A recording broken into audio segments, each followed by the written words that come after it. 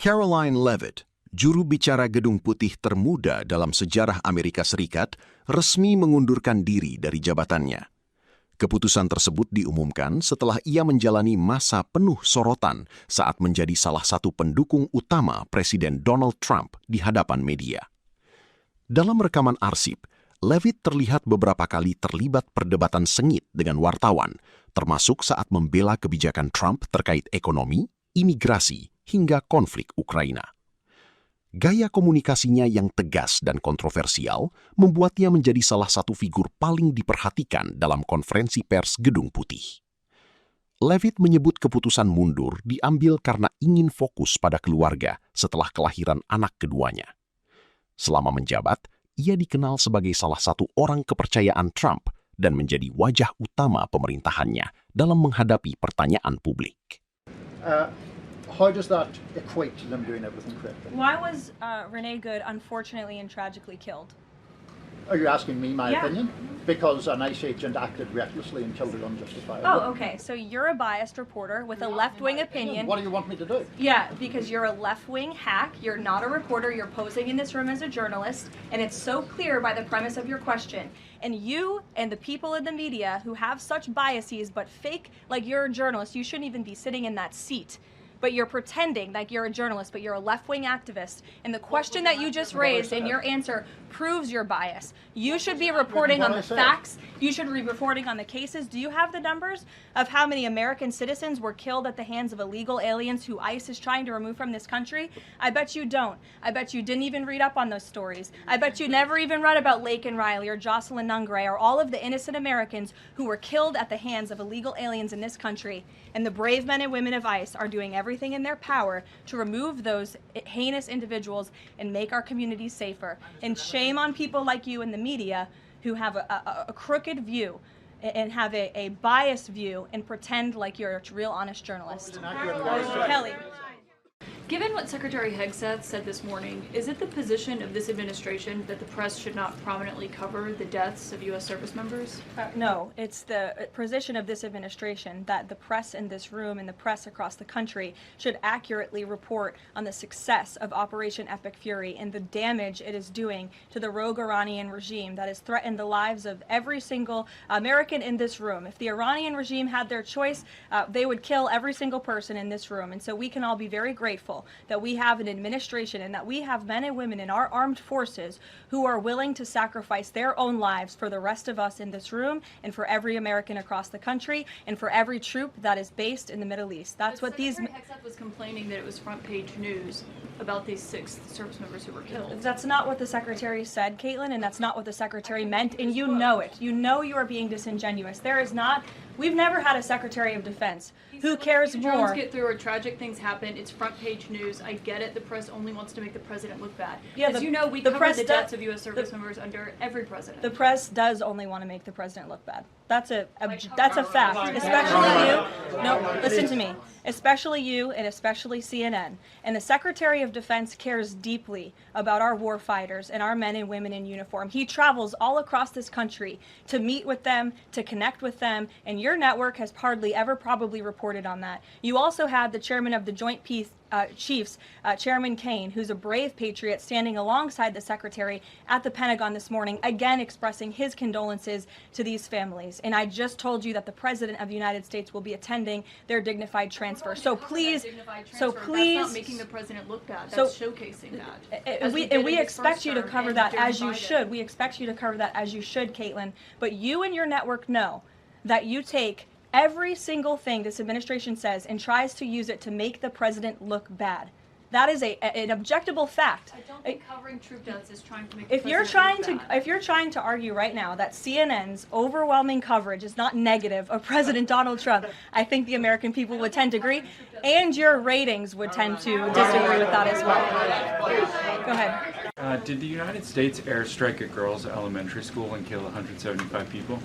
Not that we know of, Sean, and the Department of War is investigating this matter, and I would just tell you very strongly, the United States of America does not target civilians, unlike the rogue Iranian regime that targets civilians, that kills children, that has killed thousands of their own people in the past several weeks, and uses propaganda quite effectively, and unfortunately many people in this room have fallen for that propaganda, so I would caution you from pointing the finger at the United States of America when it comes to targeting civilians, because that's not something that these armed forces do. The president showed a video that he said showed more than 1,000 burial sites of white South Africans that he said were murdered.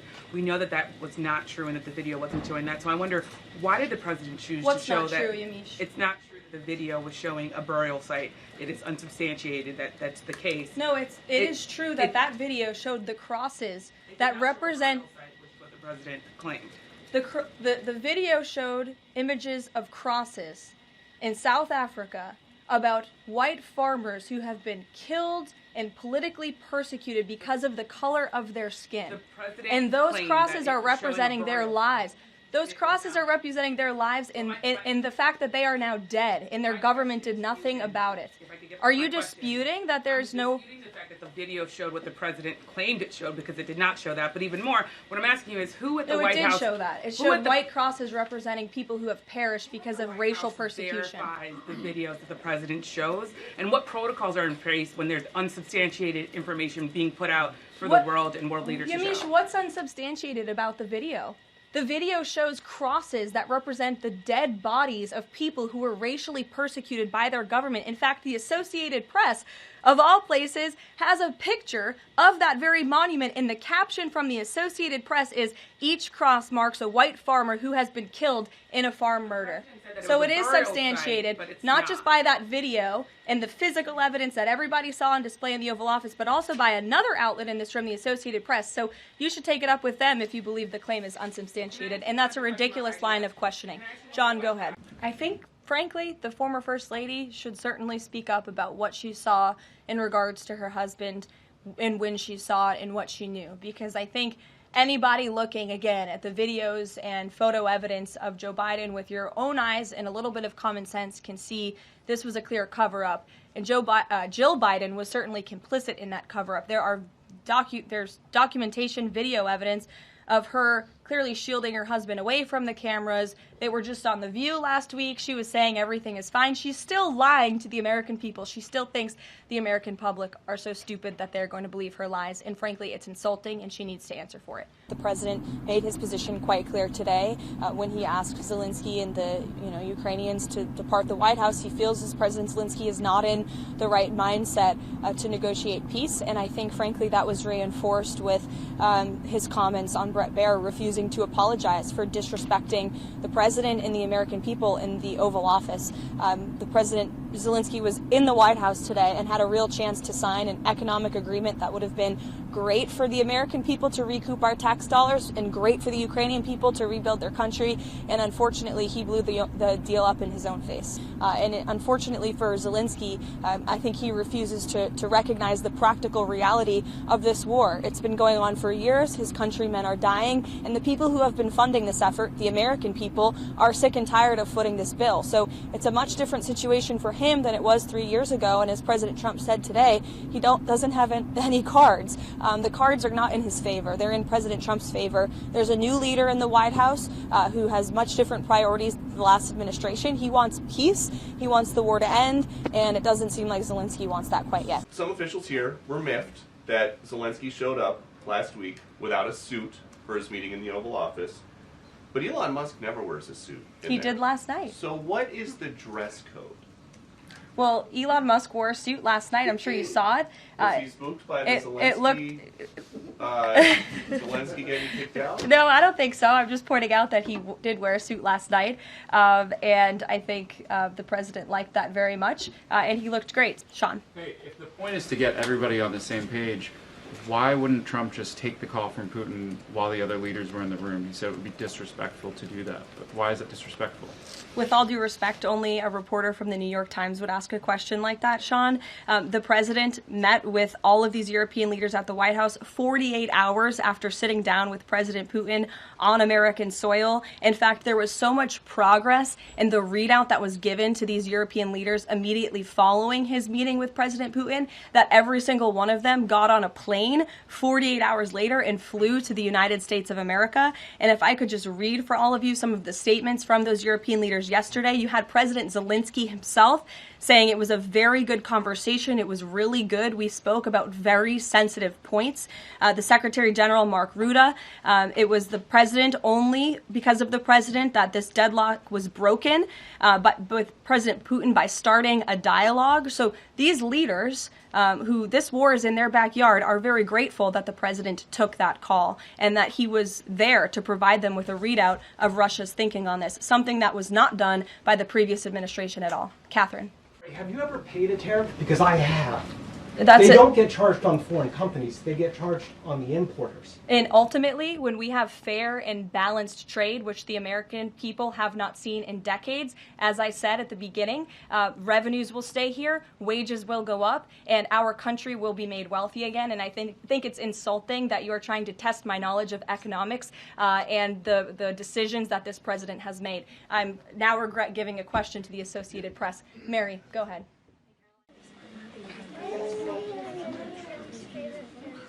What is President Trump's favorite food?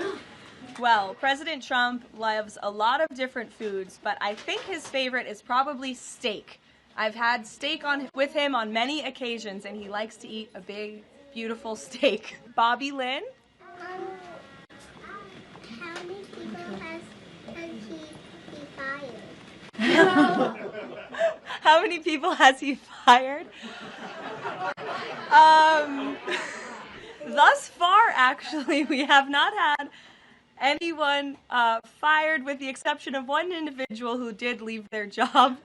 But we have a great team here so far, so good. Which is Donald Trump's favorite president besides himself? It's a good question, because it would be probably himself. No, I think that perhaps he would say George Washington. I know he speaks very highly of George Washington, who was, of course, the first president of our great country, and he has his big, beautiful portrait hanging in the Oval Office above the fireplace. President Barack Obama, Karoline, was recently asked if aliens are real. He says they're real, but he hasn't seen them. The president's daughter-in-law, Lara Trump, told Miranda Devine of the New York Post that the president has a prepared speech on this issue that he prepares to deliver at the right time. Is that true? And does the Trump administration believe aliens are real? Well, a speech on aliens would be news to me. That sounds very exciting, though. I'll have to check in with our speech writing team. And that would be of great interest to me personally, and I'm sure all of you in this room, and apparently former President Obama, too. So we'll keep you posted on that. I think this is a very responsible measure. Again, the past 4 years, we've seen the Biden administration spend money like drunken sailors. It's a big reason we've had an inflation crisis in this country, and it's incumbent upon this administration to make sure, again, that every penny is being accounted for honestly. DOJ and OMB also found that there was about to be 50 million taxpayer dollars that went out the door to fund condoms in Gaza. That is a preposterous waste of taxpayer money. Does the president feel that the network is taking this situation seriously? Does he believe that they've shown sufficient regret? Does this strain the relationship between the president and the prime minister? And given that the organisation is publicly funded, is the president prepared to bankrupt the BBC in his pursuit of truth and justice? Well, thank you, Bev. The president has made it very clear that this is a leftist propaganda machine that is unfortunately subsidized by British taxpayers, and he thinks that's extremely unfortunate for the great people of the United Kingdom and Great Britain. So does President Trump believe that the BRICS are getting stronger or trying to isolate the United States? And how close is he monitoring this summit that is taking place in Brazil right now? He's closely monitoring it, which is why he put out a statement himself. He does not perceive these countries as growing stronger. He just perceives them as trying to undermine the United States' interests, and that's not okay with him, no matter how strong or weak a country may be. Go ahead. Brazil's President Lula recently said that President Trump was elected to govern the United States and not to act as the emperor of the world. And he also emphasized that Brazil is open to negotiation. The president is certainly not trying to be the emperor of the world. He is a strong president for the United States of America, and he's also the leader of the free world. And we've seen a great shift across the entire globe because of the strong leadership of this president. The president has now ended conflicts between Thailand and Cambodia, Israel and Iran, Rwanda and the Democratic Republic of the Congo, India and Pakistan, Serbia and Kosovo, and Egypt and Ethiopia. This means President Trump has brokered, on average, about one peace deal or ceasefire per month during his 6 months in office. It's well past time that President Trump was awarded the Nobel Peace Prize. Nancy. Thanks, Caroline. This morning, President Trump accused 6 Democratic lawmakers of seditious behavior punishable by death. Just to be clear, does the president want to execute members of Congress? No. Let's be clear about what the president is responding to, because many in this room want to talk about the president's response, but not what brought the president to responding in this way. You have sitting members of the United States Congress who conspired together to orchestrate a video message to members of the United States military, to active duty service members, to members of the national security apparatus, encouraging them to defy the president's lawful orders. The sanctity of our military rests on the chain of command. And if that chain of command is broken, it can lead to people getting killed. It can lead to chaos. And that's what these members of Congress, who swore an oath to abide by the Constitution, are essentially encouraging. Can I just follow up? The president and the vice president, for that matter, have accused the other side of encouraging political violence. Isn't that exactly what the president is doing when he says that members of Congress should be killed? Why aren't you talking about what these members of Congress are doing to encourage and incite violence? They are literally saying to 1.3 million active duty service members not to defy the chain of command, not to follow lawful orders. Back in 2024, when the president had the attempt on his life in Butler, you cut your maternity leave short back then. You're obviously back here today after Saturday. Can you just elaborate a little bit why you felt it was important to be here to bring to the media and talk to the American people from the stand? Sure. It's sort of crazy timing when you put it that way for both children with 2 assassination attempts against the president.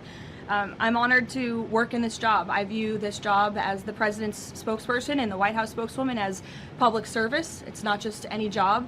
I'm honored to do it, and I'm honored to work and speak on behalf of President Trump, who has faced unprecedented adversity and challenges, and I'm honored to work for him. And again, as I witnessed on Saturday night, just his dogged resolve and determination to get back onto the stage, and he was pushing Secret Service and law enforcement to allow him to address. And that really, I think, hopefully gives the country the type of strength that we need. And I certainly know, as his spokeswoman, and I can speak on behalf of all of the staff here at the White House, the president inspires all of us to just keep going and keep fighting every day.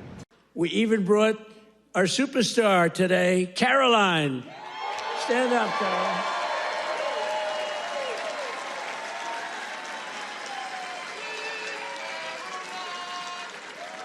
Isn't she great? Is Karoline great? You know, when she goes on television, Fox, they dominate. They dominate when she gets up there with that beautiful face and those lips that don't stop, up, like a little machine gun. She's got no fear. You know why she has no fear? Because we have the right policy. We don't have men in women's sports. We don't have to sell men in women's sports. We don't have to sell transgender to everybody. We don't have to sell open borders where the whole world is allowed to come into our country. Jelajahi cara baru mendapatkan informasi. Download MetroTV Extend sekarang.